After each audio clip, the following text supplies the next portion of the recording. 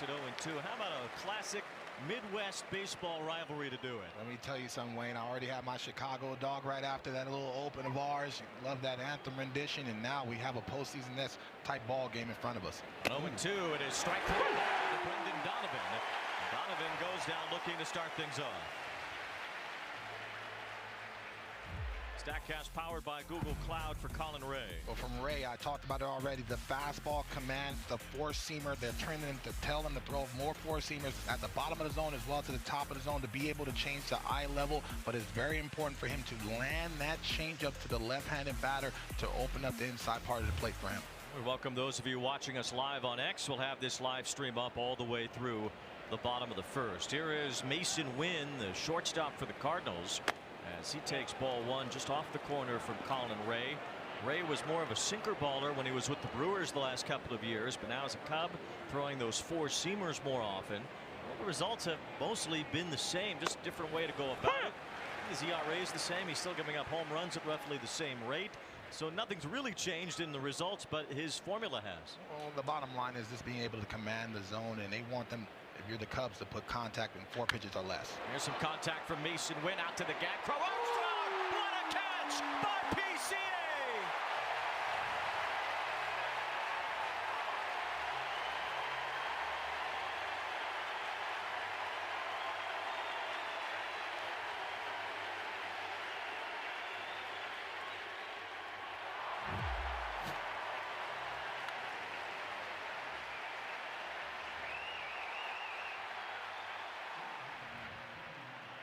What I tell you, Wayne, can he not go get it?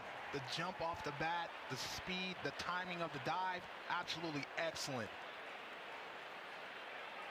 He's fun to watch. Ball one to Alec Burleson. Pete Crow Armstrong has put together an MVP-worthy first half, and sometimes they'll chant MVP, but if you listen closely, they're chanting PCA here at Wrigley Field. 1 ball, 1 strike on Burleson. Yesterday there was an entire row of bleachers where fans had their chest painted in the letters that spelled out Pete Crow Armstrong. It's a lot of effort and a lot of respect, but he deserves it. As Burleson pops this up, it's playable maybe for Matt Shaw and foul ground, and it's a 1-2-3 first thanks to the highlight reel. Friday afternoon fireworks on the 4th of July from Pete Crow Armstrong.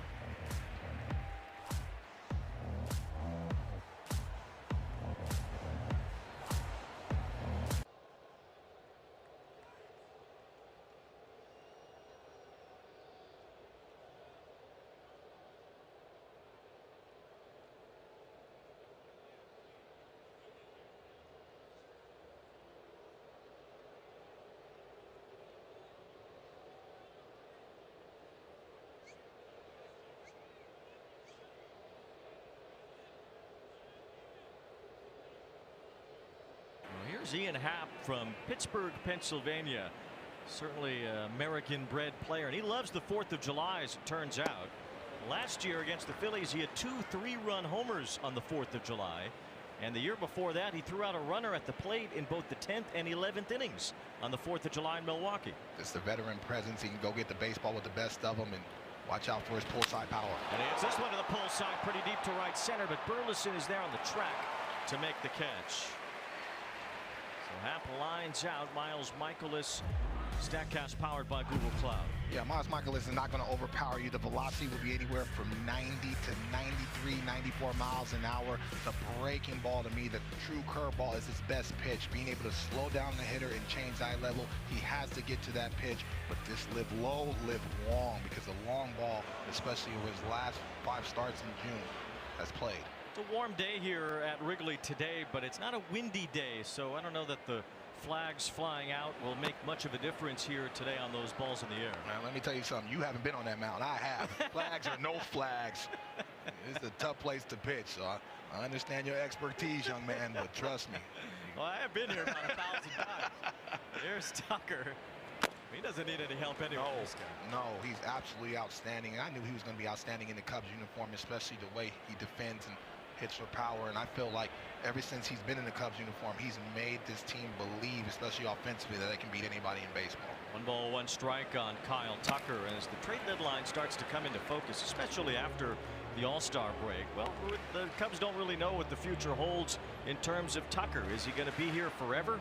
Is this just a one-year stopgap for him? If it is, well, they've got to try to push all their chips in then to try to win a World Series while he's here. It's this ball sharply on the ground. Contreras with a backhand. He'll flip it to Michaelis to get the out. Wilson Contreras has worked his tail off over there at first base. You can tell every time we see him, he's more comfortable. He gets excellent jumps off the bat. Defensively, one of the better first basemen in all of baseball. 2 up, 2 down here in the bottom of the first to bring up Seiya Suzuki, the DH today. DH is most days, still plays some outfield, but his 73 runs batted in are the most in the major leagues. A Cub has not led the majors in RBIs on the 4th of July since the great Hall of Famer Ron Santo did for the 1969 Cubs. Suzuki's 1 RBI off his own career highs at 23 homers already this year. He's really blossomed into a very good hitter. 1 ball, 1 strike on Suzuki.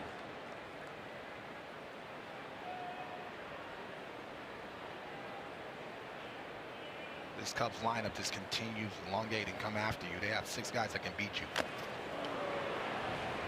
The fastball from Michaelis, 1 ball, 2 strikes. Dansby Swanson batting in the 5 spot today.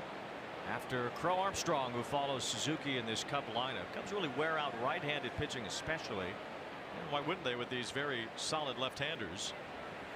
You have Tucker and Crow Armstrong, you're going to hurt right-handers. Michael Busch has had a good year. Probably my favorite Cub. Got a chance to know him in the Dodger organization, and I knew once he get playing time and really the repetitions of the bats, he was going to be outstanding. So there's no surprise that he's really blossomed into the everyday first baseman for the Chicago Cubs, Michael Busch. It's 2-2 on Suzuki, and it's one in the air to left, pretty deep. Hoopar's back. This one's going to fly. Long gone into the bleachers. Seiya Suzuki says see ya, and it's 1-0 Cubs.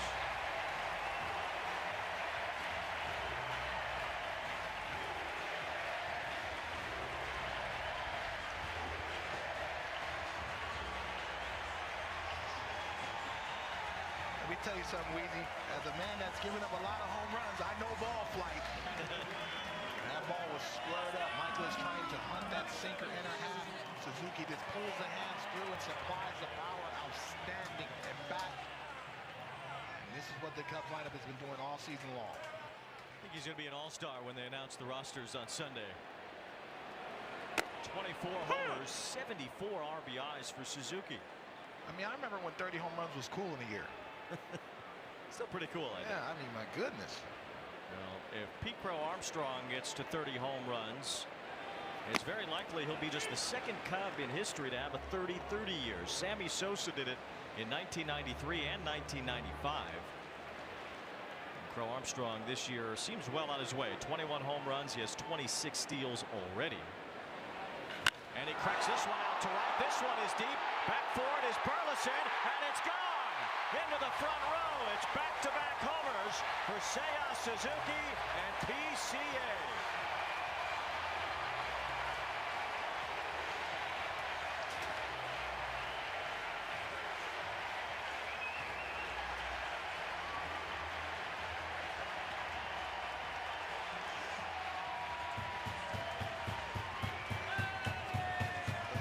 To 30-30 with his 22nd home run. He's still on pace for a 40-40 year, which no Cub has ever done.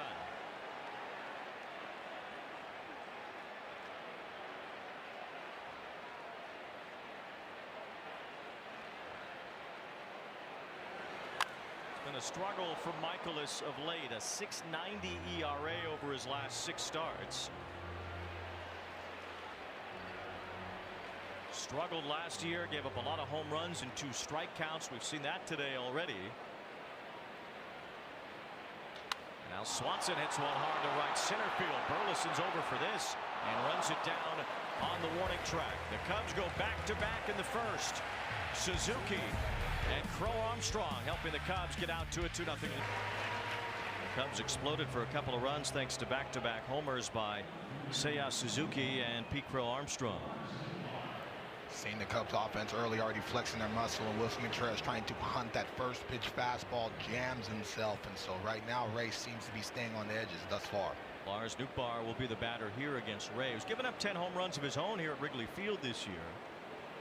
The Cubs got some bad news today with regard to their starting rotation. Jameson Taillon is going to miss some time with a calf injury, and it's already kind of a thin rotation without Justin Steele. 1,000%. They just got Imanaga back into that rotation, and so that's the one component where if they get any adds, I feel like they should try to get a starting pitching just to elongate that and try to match the capabilities of this offense with some depth in the rotation. Nootbaar's been dealing with an intercostal injury, and he's been in and out of the lineup of late. Looking at strike 2 here from Colin Ray. Craig Counsell coming over from enemy territory in Milwaukee to lead the Cubs now in his second season. So much respect for Counsell as a manager around the game. 1 ball 2 strikes for his preparedness, for his brains in that role. He's really become one of the best managers in baseball. Very direct in his approach too. You always know where you stand with him in that locker room, and I think that's very important for athletes. There's a pop-up from Nootbaar to shallow left as Swanson goes out. 1 Gold Glover catching the ball in front of another with Happ coming in as well. 2 up 2 down here in the top of the second. You know, it was that kind of direct attitude of Counsell that attracted Colin Ray to Chicago. Counsell said to him in the offseason, listen, you're going to start the year in the bullpen most likely, but you're going to get there in the rotation and make a lot of starts for this team. And Colin Ray said he respected just hearing the truth and knowing where he stood, as you said. And now he has made a lot of starts for this Cubs ball club as Nolan Arenado takes ball 1. And for Colin Ray, that's a situation I was in when I played. Being a horse, being an innings eater, that's so important, especially to add depth and really take pressure off the bullpen down the stretch, being able to go deep in ball games. Arenado hits one hard, but it's caught by Nico Hoerner. Another 1-2-3 inning for Colin Ray.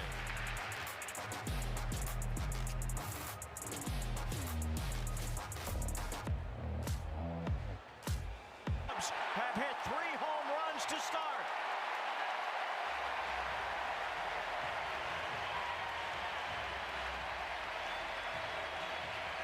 Easy, but I told you about Michael Busch and how good this young man is, and getting a chance to finally play every day. He's excellent defensively, and he can do that all day long. He's a supreme hitter, and he likes playing in the background lane. He doesn't have to have all the star power notoriety, but he's a weapon down there in the lineup. His 15th home run, and Miles Michaelis is serving them up like hot dogs on the 4th of July.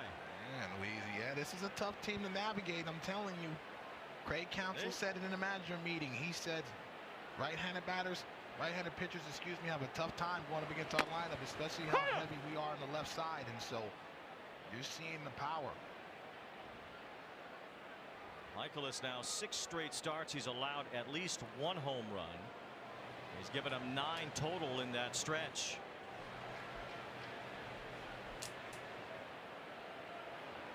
Carson Kelly at the plate now.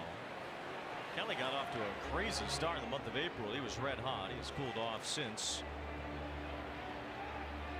Yeah, he had 8 home runs the first 20 ball games, just won the last 35, and so still an important piece. Good game caller, pitch receiver as well, but you want to see the power reemerge. 1 ball 2 strikes as Kelly takes one just off the plate from Michaelis. He's allowed solo homers to 3 of the first 5 batters. It's total up over 1,200 feet of home runs in just an inning and a third here. And there's another rocket. Carson Kelly on the 4th of July. The Cubs have hit 4 home runs. But the one mistake always he never gets away with, and so very frustrating for Miles Michaelis because he's a veteran pitcher. He's a horse for a very long time, especially for the Cardinals, but he has to find either a zone or a pitch that he can use to try to finish or get some soft contact, or it's going to continue like this. Well, nothing has been soft until this pop-up from Hoerner. Everything was a hard hit ball in play, even the outs, as Hoerner pops out for the first out here in the second. 4 home runs and no cheapies. You know, sometimes you'll see a windblown ball fall in the basket here at Wrigley Field. That's not what we've seen here in the first 2 innings. Well, from Kelly, he went to the slider, just missed down, and then all of a sudden he went 2 ball lengths up, just 2, and all of a sudden that ball was squared up. Here's Matt Shaw as he takes ball 1. Shaw trying to square some things up, and the walk-off RBI yesterday. He's been better since coming back from AAA. You see the overall numbers still pretty light for the rookie third baseman. Michaelis fires in a strike. Very important for Shaw to continue to get reps, try to find something as far as just the mechanicals. For his offensive prowess, struggled defensively early in the ball under the season, excuse me. Well, he can learn something defensively from that guy, Nolan Arenado, 10-time Gold Glove winner at third base as Shaw bounces out. We were walking up to the manager meeting, and he walked by. I said, "What's up, Goat?" He gave me a little smile, and so, you know, one of the hardest working men and someone that still has some talent, still has something in the tank. I think he's a first ballot Hall of Famer. And someone that's a quiet leader in the locker room, very important. Back to the top of the order now. It's Ian Happ who lined out his first time. It was a well-struck ball from Happ. Tucker's ground out and Swanson's fly out were all hit hard too. Not to mention the 4 solo home runs the Cubs have hit here in the early going. This one is popped foul toward the left, out of play. 0-2 on Happ.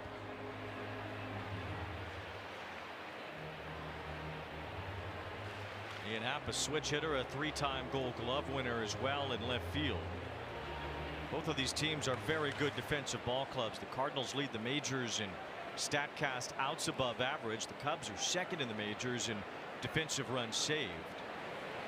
There's a lot of gold on this diamond here between the players involved here today. Both organizations take pride in that, not only in the big league level, but teaching guys in the minor league level how to play the game right. And if you can't be impactful defensively, you're not going to see any time in the big leagues. And so important not to give outs.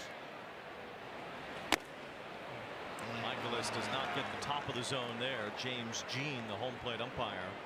2 balls, 2 strikes on Happ.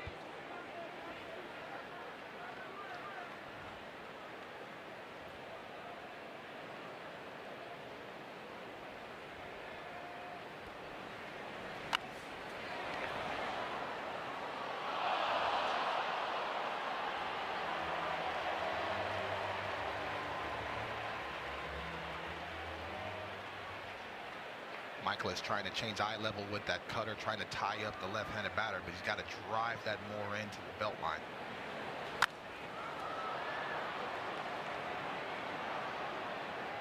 And Wayne, this seems to be the wall from every batter. Every time he gets 2 strikes, how am I going to finish it? The breaking ball needs a little bit more velocity. You've seen Ian Happ kind of offer at it, but he's not honoring it. So you've got to find a zone or a pitch to be able to put hitters away, or the contact's going to continue to be loud. See, I like that pitch right there. I like that pitch because Ian Happ can't keep that ball fair. Even though he spoiled it, but they're going to continue to drive up the pitch count.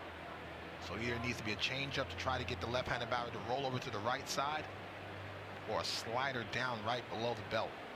Last year, Michaelis gave up 10 home runs with 2 strikes.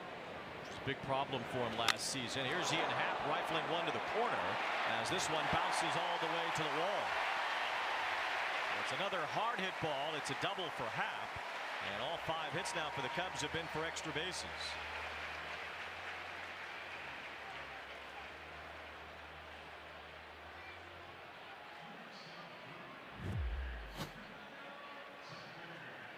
This is a 2-seamer. They're trying to lock up Happ. You can see there's 2 seams, and all of a sudden it leaks back over the middle, but he's not established the inner half, so they're not honoring it enough. And so you got to be able to drive that 4-seamer in there so the hitters can feel uncomfortable. Right now, you can tell the Cubs line up there are not uncomfortable. They don't fear his velocity. They don't believe that he's going to be able to establish inner half. That's very difficult to get any big leaguer out. Kyle Tucker takes ball 1. A lot of these misses, as you said, are just kind of middle. Can't live there, especially with this lineup, especially with this ballpark, and really with your velocity. Now, if you have 97 and 98, you can have some wiggle room to make mistakes.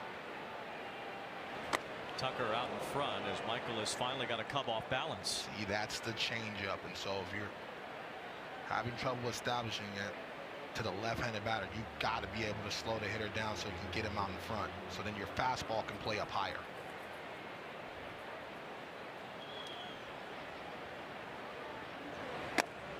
Fastball at the knees to Tucker. 1 ball, 2 strikes. See, that's 91, but all of a sudden Kyle Tucker's like, I'm going to slow my bat down, let the baseball travel, and now he steals another strike. But again, he's ahead in the count, so where do you go? Do you throw the changeup down? The cutter up to try to tie him up? Swing and a miss as he ran that cutter in and got Tucker to strike out. So Michael is trying to. His first All-Star game nod. He leads the National League in WAR at 4.6, and only player on pace for a 40-40 season. Although Craig Counsell tried to temper those expectations before the game, saying he doesn't like it when players get those expectations in their head. He said it can be a trap, but PCA doesn't seem like he's slowing down, Wayne.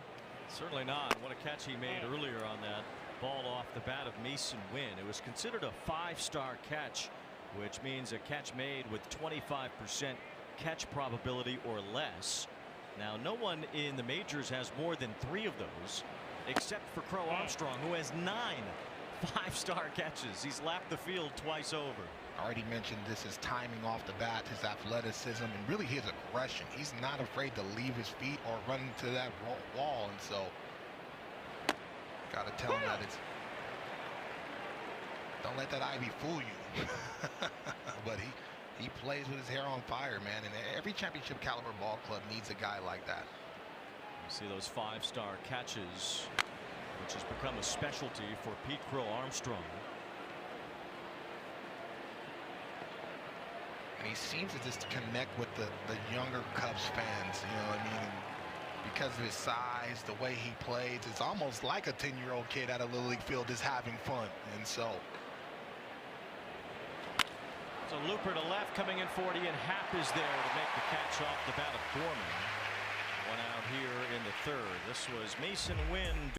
This hit Statcast, powered by Google Cloud. PCA had other ideas. You see the sprint speed and the distance traveled, and it seemed like that baseball was going to get down, and most outfielders were grounded, but not PCA. He's going to play aggressively, and really, that set the tone for the first couple innings for the Cubs faithful.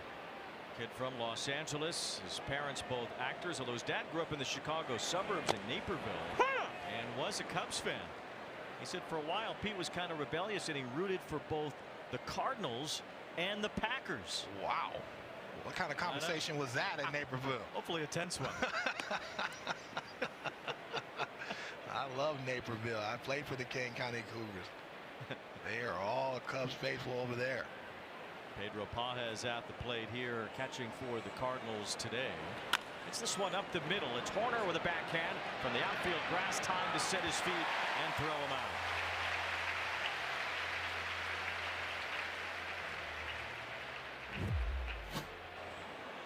Yeah, he's definitely positioned perfectly right back up the box. And he also knew that he had enough time and arm strength to get over there. Has the catcher running, not rushing the throw, plants his feet.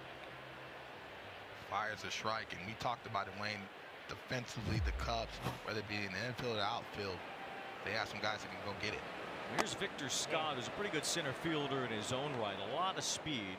Kind of throwback to the 80s Cardinals days. And they're the likes of Vince Coleman and Willie McGee have run around Ozzie Smith as well. Team built on speed and defense, and had a lot of success doing that in the 1980s under Whitey Herzog.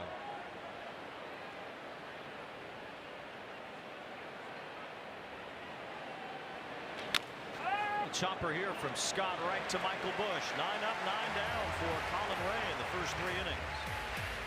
Taya Suzuki. He's absolutely outstanding this year. Healthy, definitely a component, but the power numbers and really the surge and the bat-to-ball skills has gotten better. That's why the power numbers has gone up. And also it's instructive too. Suzuki hits behind a guy that wasn't here last year, an MVP candidate in Tucker, and he hits in front of another MVP candidate that has emerged this year in Crow Armstrong. So between what's in front of him and what's behind him, it's made Suzuki that much better. Good pitch. And mentioned the 2 home runs last year for Crow Armstrong against Miles Michaelis in St. Louis. Show power on the road. That's a breaking ball, and you went the big man land.